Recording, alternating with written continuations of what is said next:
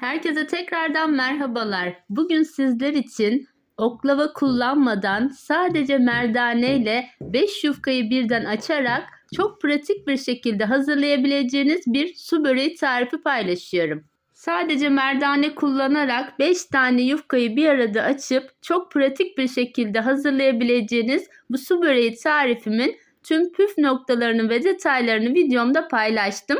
Sözü çok uzatmadan hemen tarifimin detaylarına geçiyorum. Hepinize iyi seyirler dilerim. Su böreğimizin hamurunu yapmakla tarifimize başlayalım. Ben 6 tane küçük boy yumurta kullandım. Eğer sizin yumurtalarınız büyükse 5 tane yumurta da bir tepsi su böreği için yeterli olacaktır. Şimdi her bir yumurta sayısı kadar da 1 yemek kaşığı su ilave ediyorum. Yani toplamda 6 yemek kaşığı da su ekleyip yumurtaları bir çırpıcı tel yardımıyla öncesinde güzelce bir çırpıyorum.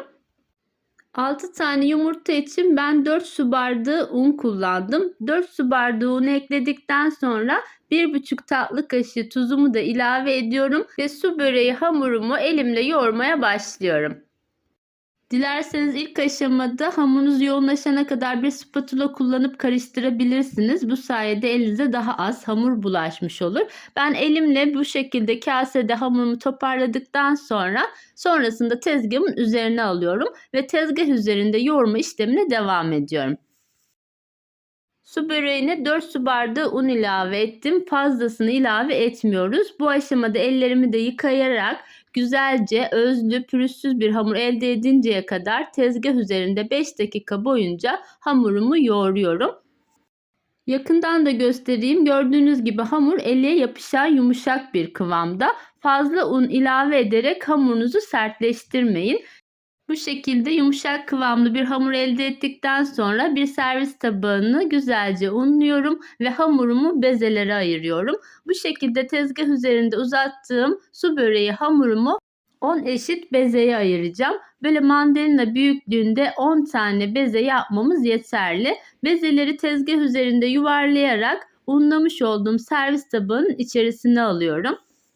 Tüm bezelerinizin aynı boyutta olmasına özen gösterelim. Bu şekilde yuvarlayarak hazırladığımız su böreğimizin bezelerini şimdi bir poşete geçirerek yaklaşık 15-20 dakika boyunca tezgah üzerinde dinlendirelim. Dilerseniz su böreği hamurunu akşamdan hazırlayıp bu şekilde bezelere ayırarak buzdolabında bekletip sabah da hazırlayabilirsiniz. Şimdi bezelerimiz dinlenirken biz de su böreğimiz için tereyağımızı ve iç harcımızı hazırlayalım. Yaklaşık 150 gram kadar tereyağını ocakta kısık ateşte erittim ve yarım çay bardağı da sıvı yağ ilave ediyorum ve sonrasında ocaktan alarak kenarda soğumaya bırakıyorum. Ben su böreğimi peynirli olarak hazırlayacağım. Biraz lor peynir ve biraz da çeçil peyniri karıştırarak hazırlıyorum. Sizler de dilediğiniz bir peynir türüyle ya da kıymalı olarak da bu su böreğini hazırlayabilirsiniz. Ben peynirin içerisine maydanoz eklemedim. Sizler seviyorsanız maydanoz da ilave edebilirsiniz ve bu şekilde iç harcımızı da hazırlamış olduk.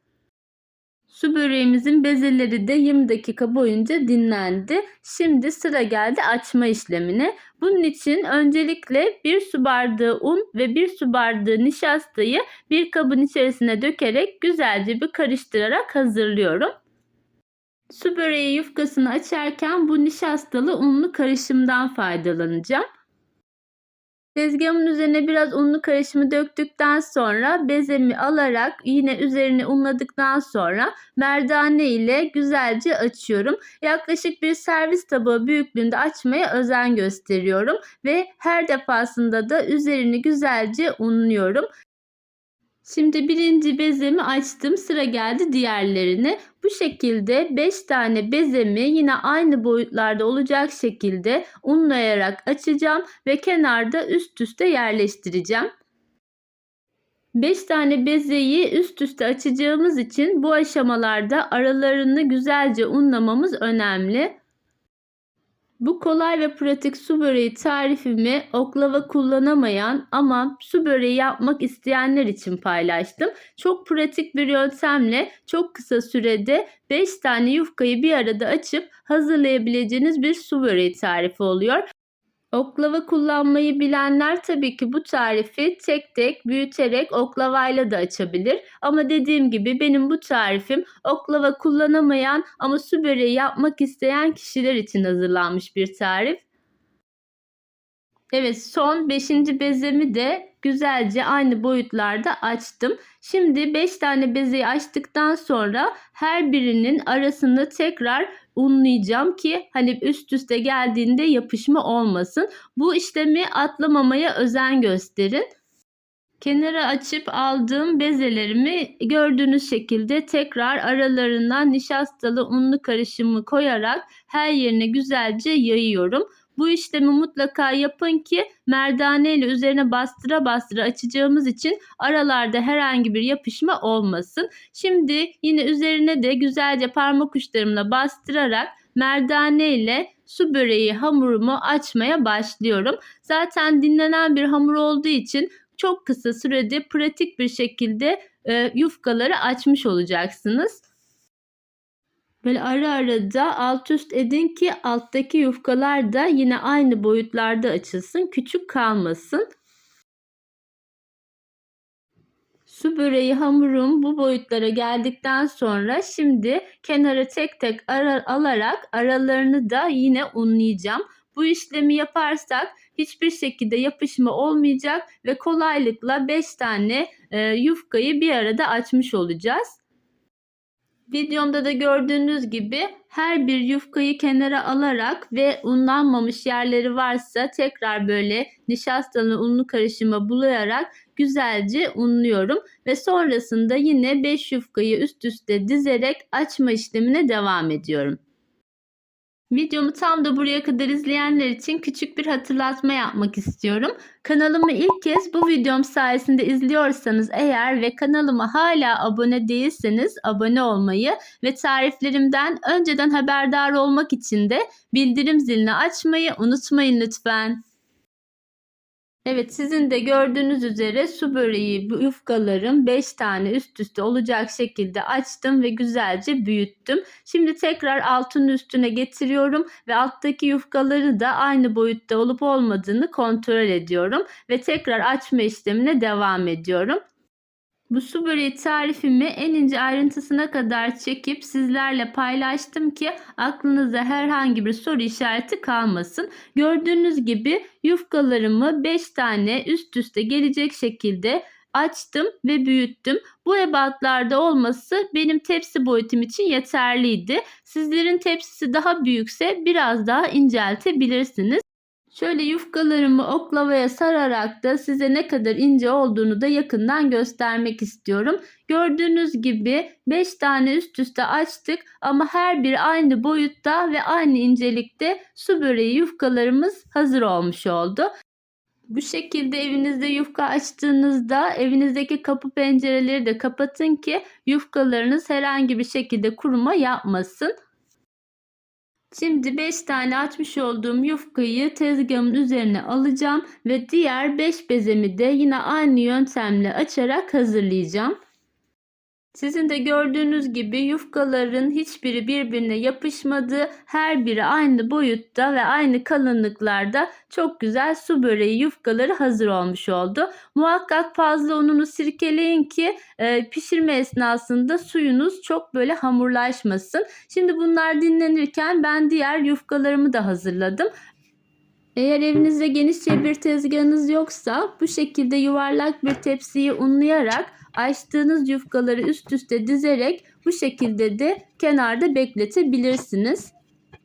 Tüm yufkalarımızı açtıktan sonra sıra geldi pişirme işlemine. Bunun için büyükçe bir tencereyi ocağımın üzerine aldım ve güzelce suyum kaynadıktan sonra içerisine 3 tatlı kaşığı tuzumu ilave ediyorum. Tuzu bol bir miktarda eklerseniz yufkalarınız kaynarken böyle parçalanmayacaktır. Son olarak 2 yemek kaşığı kadar da sıvı yağ ekliyorum ve haşlama suyumu bu şekilde hazırlıyorum. Kenarda yine aynı şekilde genişçe bir kapta buzlu soğuk suyum var. Muhakkak suyunuzun soğuk olması gerekiyor ve yuvarlak tepsi içerisinde ben bugün böreğimi hazırlayacağım. Tepsimi de güzelce erittiğim tereyağıyla yağladım.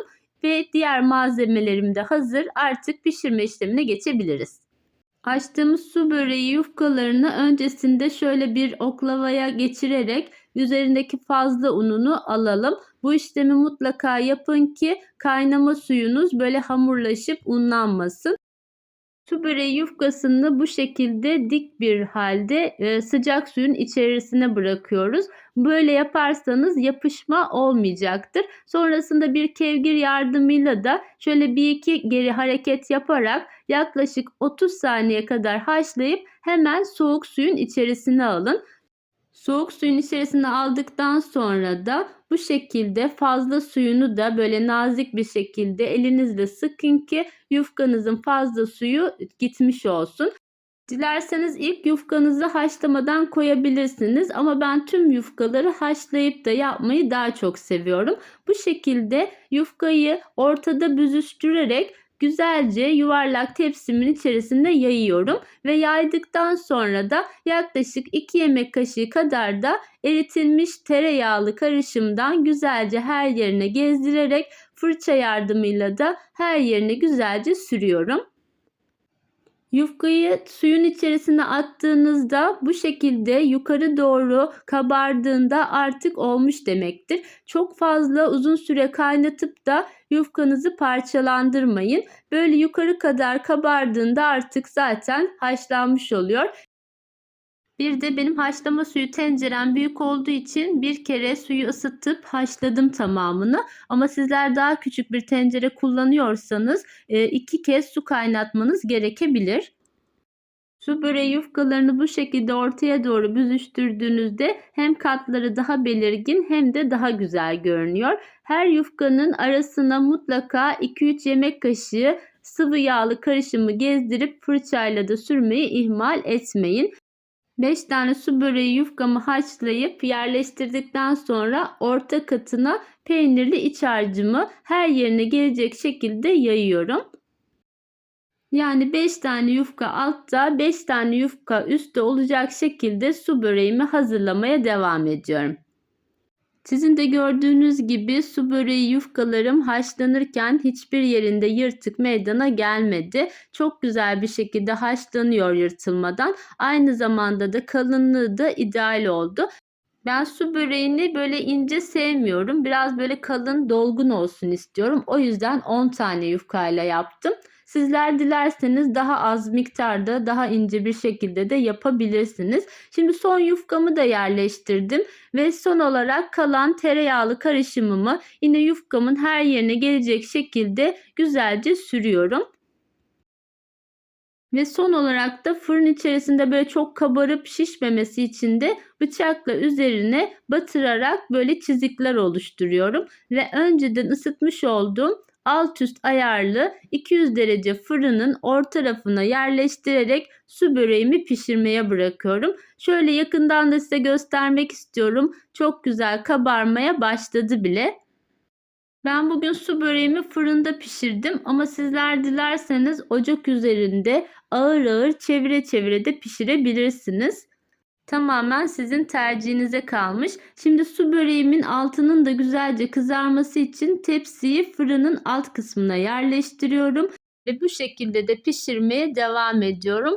Benim fırınımda alt üst ayar 200 derecede toplamda 1 saatte su böreğim bu şekilde çok güzel kızarmış ve pişmişti. Sizler de fırınınızın ayarına göre kontrollü olarak pişirebilirsiniz. Son olarak böyle yağlı kağıdı fırın tepsimin üzerine yerleştirerek üzerine de bir mutfak örtüsü örterek üzerinin böyle yumuşamasını sağlıyorum. Böyle yaparsanız su böreğinizin üzeri kuru olmaz, yumuşacık olur. 5 dakika bu şekilde beklettikten sonra şimdi alt üst ederek son halini de size yakından göstermek istiyorum. Ve sizin de gördüğünüz gibi üzeri altı çok güzel kızarmış, çok lezzetli bir su böreğini bugün sizlerle birlikte yapmış olduk. Umarım oklava olmadan sadece merdane ile pratik bir şekilde hazırlayabileceğiniz bu su böreği tarifim sizlerin de hoşunuza gitmiştir. Tarifimi beğendiyseniz eğer o güzel beğenilerinizi eksik etmezseniz çok sevinirim. Ayrıca kanalıma destek olmak için abone olmayı ve yorumlar kısmında minik de olsa bir emoji bırakarak yorum yapmayı ihmal etmeyin lütfen. Şöyle su böreğimi dilimleyeceğim ve size yakından da iç dokusunu göstereceğim. Dinlendirmeden hemencik kesip şöyle bir tane dilimi de yakından size göstermek istiyorum. Gördüğünüz gibi böyle kat kat çok güzel bir su böreği oldu. Herhangi bir yapışma hiçbir şekilde olmadı. Evet, bugün sizlere tüm püf noktaları ve en ince ayrıntılarına kadar bir su böreği tarifini paylaştım. Umarım tarifim hoşunuza gitmiştir. Tarifim hakkında varsa aklınıza takılan sorular yorumlar kısmına bekliyorum. Tarifimi deneyecek olan herkese de şimdiden afiyet olsun diyorum. Kanalıma destek olmak için videomu beğenmeyi ve kanalıma abone olmayı unutmayın lütfen. Başka güzel tariflerde yeniden görüşmek üzere. Hoşça kalın, sağlıcakla kalın.